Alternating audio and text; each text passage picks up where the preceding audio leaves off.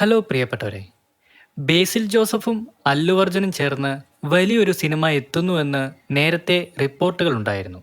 ബേസിൽ സംവിധായക വേഷത്തിലെത്തുമ്പോൾ വലിയൊരു നായക ലീഡ് റോളിൽ അല്ലു അർജുൻ എത്തുമെന്നായിരുന്നു റിപ്പോർട്ടുകൾ.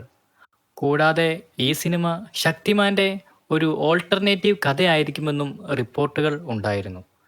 എന്നാൽ ഇപ്പോൾ വരുന്ന സൂചനകൾ പ്രകാരം ഈ സിനിമ ശക്തിമാൻ അല്ല എന്നും പകരം വലിയൊരു പാൻ ഇന്ത്യൻ സ്കെയിലിലെത്തുന്ന വമ്പൻ ചിത്രമായിരിക്കും എന്നുള്ളതുമാണ്.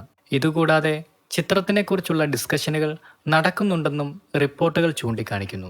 എന്തായാലും ബേസിലും അല്ലു അർജുനും ചേർന്നുള്ള ഈ ചിത്രത്തിനെക്കുറിച്ചുള്ള കൂടുതൽ വിവരങ്ങൾ ഉടൻ തന്നെ പുറത്തു വരുമെന്നാണ് ആരാധകർ പ്രതീക്ഷിക്കുന്നത്.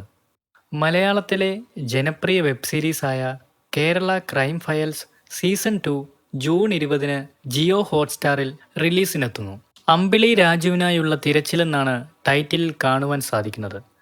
ലാൽ, അജു വർഗീസ്, ഇന്ദ്രൻസ്, ഹരിശ്രീ അശോകൻ തുടങ്ങി മികച്ച താരനിര തന്നെയാണ് സീരീസിൽ അണിനിരക്കുന്നത്.